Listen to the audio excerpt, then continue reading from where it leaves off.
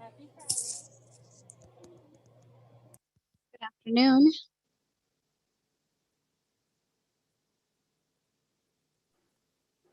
Hello, welcome everybody. We'll get started here in just a minute or two.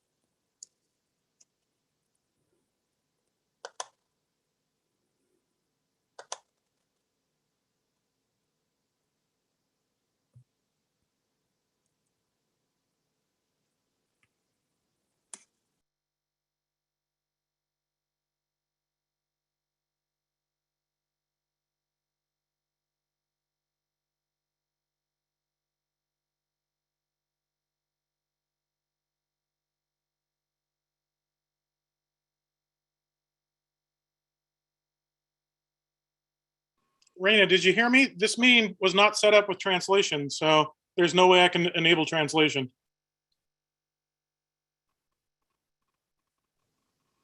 Okay. So how would we like to proceed? Maybe I was supposed to ask him. Gavin, can you hear me? Aaron, your volume is like super, super, super low. Gavin, can we add Reina Rodriguez as our translator? As I said, there was no translation requested when I created this webinar, so the translation service is not enabled for this webinar. No worries. So it can be completed, but you would have to end the meeting. So that would be the only way to get it done. Like right now is this meeting would have to end. You go in, edit real quick. Yeah, I understand that yeah. process. So if that's what you guys want me to do, I will end this meeting and then re-enable it. You'll have to all rejoin. Aaron, did we have any specific requests? We didn't have any requests. Okay. I think if there were requests specifically for translation from stakeholders, then we would need to do that, but we should be okay if there weren't any. Is there anybody on the meeting that would need translation services? The concerned citizen? Ask them if they want to speak. Is it just me or is Aaron almost impossible to hear? Yeah, she is very low, her All right. volume.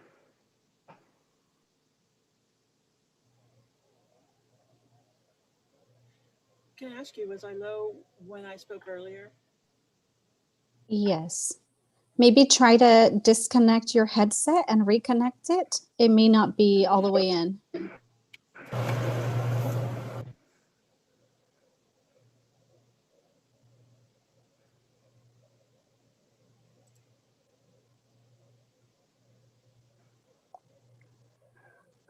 So really quick question before we get started. Would you like me to record on my end the audio? What would you like me to do?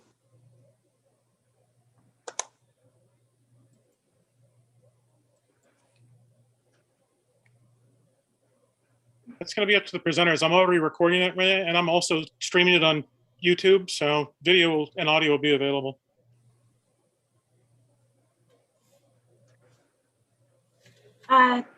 Gavin, can you unmute Michael?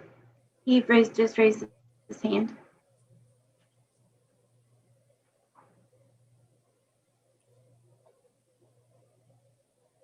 Thank you. Can you hear me now? Yes. Perfect.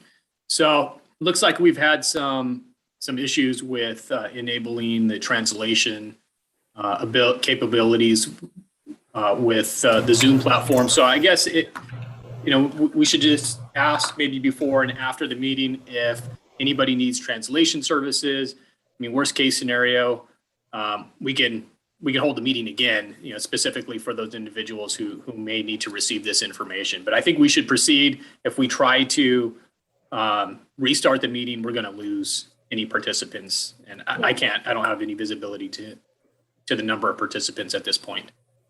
So Right, we have 11 on right now.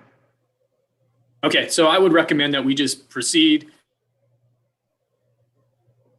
Great. All right, we will go ahead and get started. Welcome to the City of Fresno public meeting for the Proposition 1 funded TCP and PCE projects. Before we begin the presentation, I'm just going to go through some brief Zoom webinar instructions so that you all can participate in the meeting. If you'd like to ask questions directly or provide comments during the presentation, you can click the raise your hand button. It doesn't look like anyone's calling in on telephone, but you can also press *9 to raise your hand from the telephone.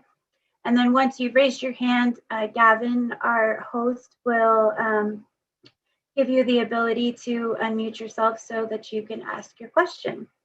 And then here you can see in the corner is where you can raise your hand, and then next to your name is where you can mute and unmute, or press *6 if you're on your telephone.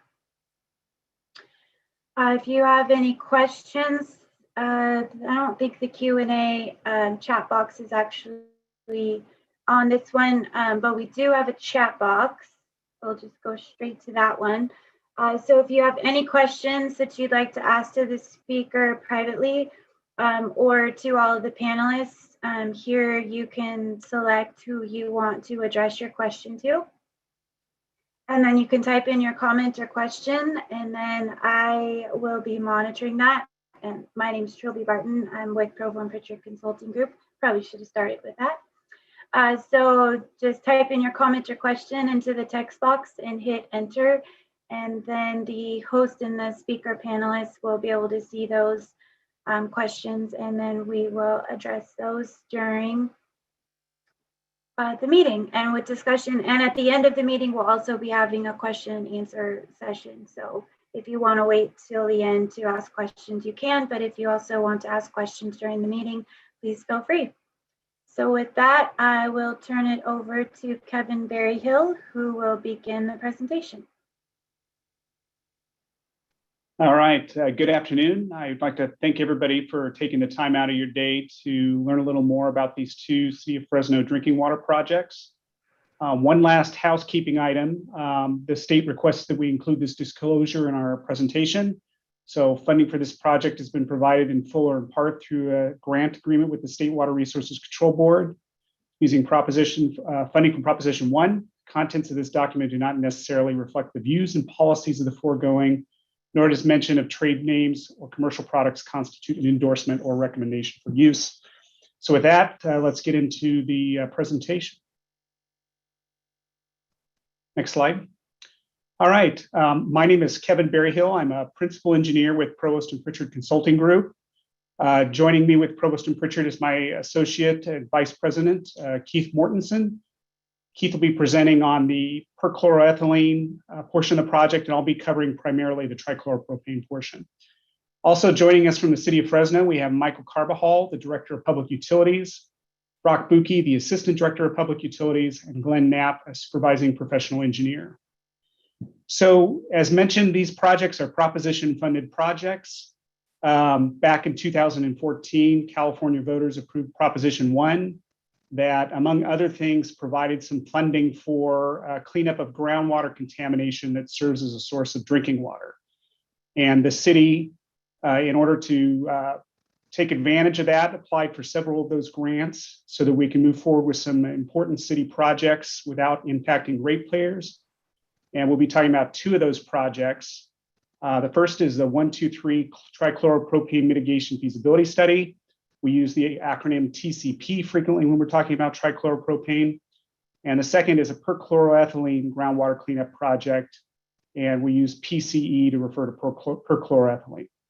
So we'll talk about the objectives, goals, and benefits of the projects, timeline review, and then we'll have time for public comment and questions. So I'm going to start off now giving you a little background on the trichloropropane project. Actually, first, I'd like to just give you a little background on the city's water supply for those of you that aren't familiar with it. City of Fresno's water comes from 3 surface water treatment plants and approximately 250 wells spread throughout the city. And 5 of those 250 wells are impacted by these 2 projects. 3 wells are going to be targeted for mitigation of trichloropropane contamination, and 2 wells are the focus of the Perchlor Ethylene cleanup project. And I want to emphasize the city's groundwater supply is safe for residents to drink. The city takes wells offline when there are these kind of water quality issues. The city has the luxury, because of the number of sources and the diversity of its water supply, that it could just take those offline for the time being until treatment can be installed, and they can bring those back online. So next slide, please. So what is trichloropropane? It's a man-made synthetic chemical. It's used in soil fumigants, or was used in soil fumigants throughout the Central Valley, as well as an industrial solvent. Most of the contamination in the Central Valley is from soil fumigation use. It's a recognized carcinogen, and it has a maximum contaminant level of 5 parts per trillion. And I'll note that maximum contaminant level went into effect towards the latter part of 2017. So this is a relatively recently regulated contaminant. And again, the city has shut down the wells that were contaminated with TCP over that limit. Next slide. Okay, so the trichloropropane mitigation feasibility study is funded through Proposition 1. This is a grant, not a loan, so this is not money that the city needs to pay back. The amount is about $890,000, and you can see the specific grant agreement number there if you wanted to look into that further. And the purpose of the project was to conduct a feasibility study to look at all different alternative ways of preventing or cleaning up TCP contamination, specifically with water that's used as, or has been served as drinking water. Next slide. So we evaluated drinking water at 3 pump stations throughout the city. And I'll note that this project provides benefits to a wide area of the city. Of the 3 pump stations listed there, 1B is kind of east of the downtown area. Pump station 319 is up in the very northern end of the city, and 341 is in the southeast portion of the city. So a large area of the city is going to benefit from this project. Treatment plants are now being designed for those 3 wells. And if we go to the next slide, I'm going to describe just briefly what the plan is for each of those 3 sites and give you a little picture of what one of those treatment plants might look like. And then we'll move on to the next subject. So well site 1B, as I mentioned, is just kind of east of downtown off of Ventura and 2nd Street.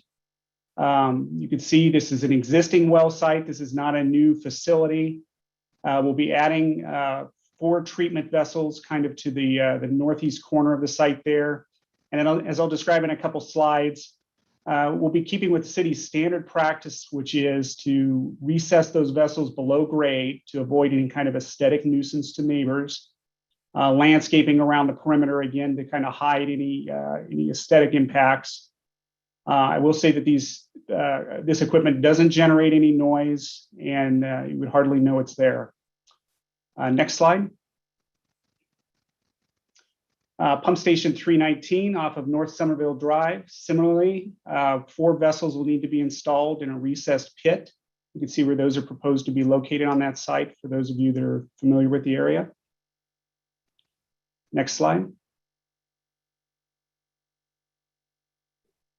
And lastly, pump station 341 off of Peach and Cavlin. Similar, 4 vessels required to treat the site. Require some modifications to the existing on-site driveway. Next slide. And this is what a typical City of Fresno granular activated carbon treatment plant looks like. This is basically the same technology that's used in household refrigerator filters, bread filters. No chemicals are added to the water. But you can see that the vessels are recessed down low to avoid creating an aesthetic nuisance, and that there's landscaping around the perimeter of the site. Next slide. So with that, I'm going to turn it over to Keith Mortensen, who's going to describe the perchloroethylene portion of the project. Thank you, Kevin. So what is perchlor ethylene? It goes by many names: perchlor, tetrachloroethylene, referred to as PCE. But it's a man-made contaminant, volatile organic chemical. It's colorless, has an ether-like odor. It's been widely used since the 1940s and 50s in industrial applications and military applications as a metal degreaser, but most prominent and most impactful in terms of Central Valley and water quality towards the end of the last century was heavily used in dry cleaning operations. So very successful chemical used in the dry cleaning process. And unbeknownst at the time, due to housekeeping practices and uncertainty or unknowns about health impacts, it ultimately impacted groundwater here in the Central Valley. It's been a regulated groundwater contaminant since the 1990s. So unlike TCP, which Kevin was talking about, this contaminant has been regulated for quite a while, and its maximum contaminant level is 5 parts per billion. Next slide. So the 2 wells that will be impacted or utilized for this project, Pump Station 117 and Pump Station 284. Pump Station 117 located at 130 West Bullard Avenue, just west of Blackstone. And this well has been offline since 2008 due to PCE contamination. And then the other well a part of this project is Pump Station 284, located at 304 West Browning Avenue, approximately 1/3 of a mile southwest of Pump Station 117. And this well, I believe, has been offline due to PCE contamination since about 2015, 2016. Next slide, please. All right, so for the purposes of the grant agreement, you can see the funding agreement there if you wanted to look it up or get some more information on that. But this project is construction and implementation through the State Water Board and Prop 1. City received roughly $4 million. The design already completed, and the funding for this project is being used for construction. So the purpose was, evaluate PCE contamination in groundwater, but ultimately construct wellhead treatment for the 2 wells, Pump Station 117 and 284. Next slide, please. So here's an overview of the well sites related to this project. So upper right-hand corner, again, we're at Bullard, just west of Blackstone, right behind the Toyota dealership out there. And right down the street on Bullard is actually the Division of Drinking Water's Fresno branch office. So Pump Station 117 in the upper right-hand corner. The well site, the footprint's fairly small and could not accommodate additional wellhead treatment. So the city was able to actually purchase property adjacent to the well site that could accommodate the footprint of wellhead treatment. And then Pump Station 284 down in the lower left corner of this slide. Again, another relatively small well site in terms of footprint and available space. So the project involves actually pumping raw water from Pump Station 284 over to the new piece of property that the city acquired next to Pump Station 117. And there at that site, both wells would be treated on that new piece of property. Next slide. So here's an overview of the site plan for the wellhead treatment operations. Again, for both Pump Station 117 and Pump Station 284 will be pumped over here and treated after being blended together. The city will be putting the wellhead treatment equipment in a masonry block building with a residential style to kind of mitigate aesthetic impacts in the area. And the unique thing about this project, the treatment technology selected to remove PCE is low profile air strippers, very common method to remove PCE from groundwater. But what the city's doing with this project is installing the 2 main types of low profile air strippers available for PCE. The 2 styles are called diffused bubble and multi-tray, both fundamentally doing the same thing in terms of removal, getting turbulence in the water, interacting with air to remove the PCE. But there's nuances in the operation and logistics and maintenance of the 2 pieces of equipment. So ultimately, this project will will treat and remove PCE from both pump stations. Long term, the city can essentially use this facility as a long-term full-scale pilot to analyze and evaluate the different operational nuances and pros and cons to the two different styles. So in the future, if the city is evaluating to use a low-profile air stripper, they'll have this full-scale evaluation to make those decisions depending on the certain circumstances as it comes up in the future. Next slide. All right, so we've gone over the high-level discussion of the two projects, TCP and PCE components. So we really just wanted to close out and just really highlight kind of the main objective for each one of the funding agreements. So the first one, TCP, these 3 wells, pump station 1B, 319, and 341. At the completion of the grant, the city will have completed construction documents for all 3 of these well sites. So at that time, they could then use those completed construction documents to go out to public bidding and ultimately construction to bring these 3 resources back online. Next slide. And then for the PCE project, design's already complete. The main objective of this funding agreement was to fund the construction. So at the completion of this grant, the city will have 117 and 284 wellhead treatment construction and back online. Next slide. And then schedule PCE, the PCE component, pump station 117 and 284, currently under construction. The most recent schedule that I've seen anticipated construction completion by the end of this year. And that's just really the infrastructure being built. And then at that time, early next year, the city would begin going through startup testing and finalized permitting with anticipation of being fully operational by winter of 2022. Next slide, please. And then timeline for the TCP project. Currently in design, we've provided schematic design and are addressing comments back from the city on that, and currently working on a 60% design submittal, anticipated to be released here shortly. And then ultimately, we'd anticipate the construction documents being finalized by the end of this year. Next slide, please. So with that, we really wanted to leave plenty of time and open it up for public comment and questions. And again, we have city staff available to take questions at this time.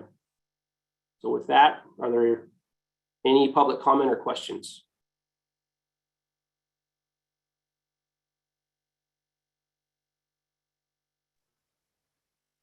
Just a reminder, if you are an attendee, you can raise your hand and then we can unmute you, or you can type your question into the chat box or your comment.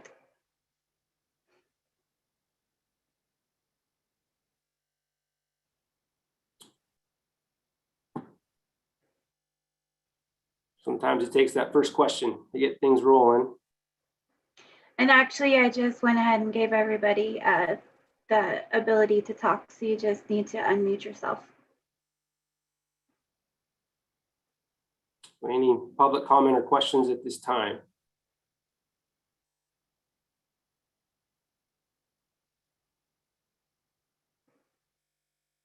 Okay, so nothing's coming in the chat, Shelby?